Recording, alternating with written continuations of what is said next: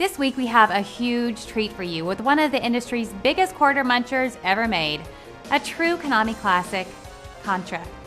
Released to arcades in 1987, Contra was a run-and-gun sci-fi action hit that changed multiplayer gaming forever. This little title offered something that even developers today are still shying away from: two-player, simultaneous, cooperative gameplay. The huge success of Street Fighter II in the American arcades did not go unnoticed by publishers. In 1987, Konami released Contra in the US. In this version, gamers play as either Mad Dog or Scorpion, members of the Contra Task Force fighting against a terrorist organization staging an alien invasion in Central America. This run-and-gun classic was part platformer, part shooter, and featured 8 distinct weapons. Much of the game's popularity came from the cooperative play mode. If I see Contra now, I still get really scared. Like me and my brothers, we used to play it was one of the first games to do a real good co-op mode. So you could play it with your friend, or in my case, I played it with my brother. We'd sit there and just like play for hours and hours and hours. And the power-ups in that game were awesome. It was like you could shoot straight ahead at first, but then you pick up something. You could shoot bullets in the spray pattern. You could shoot these rockets. I mean, you could do all these crazy things. Contra was just tough. There were things firing at you from every direction, and soldiers running in from either side and jumping at you and over you and around you, and it was hard to adjust to dropping to levels. If you think about arcade games as trying to maximize how many quarters you put in, it always made you feel like you could get farther, so you're always putting more in and trying to get farther. It just wasn't working.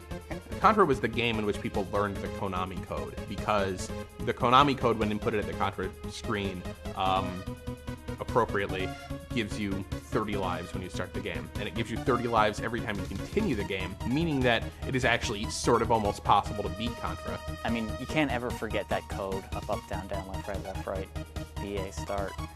The thing is, when you have somebody enter the Konami Code, you can tell if they had friends when they were a kid. Because if they just do up, down, left, right, BA, start, and start a game of Contra, they didn't have any friends. Because everybody who played co-op mode with somebody sitting next to them, up, down, left, right, BA, select, start, which would give both players 30 lives. Konami didn't stop at the arcade. In 1988, they released the version for the Nintendo Entertainment System. The two-player cooperative gameplay made this an instant hit in American homes. I remember, I played that game in high school, and then I took it with me to college. And it was the source of like so many people having so many problems with their grades in school. Like I had this friend, Mark Stife.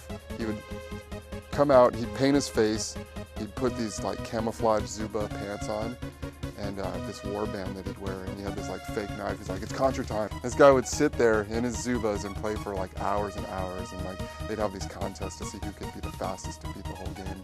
It was a great game to play with a friend too, because I mean, when you got that code going, you were guaranteed to win. Yeah, I mean, playing Contra, I started playing by myself and realized that playing 2 players is much better. You had strategies you could work out together. You could tell the other person where to go, and how to crossfire and try and maximize the strategy, because it was just so hard. The great thing was there was 2 stages, 1 or 2 stages where the screen would scroll up as you jumped. So that was the competitive stage, because if you jumped up fast enough, you would kill the other guy because he'd fall down to the bottom, which was great, because you had your elements of teamwork, but then those stages were cutthroat. And that's all for this week's Old School.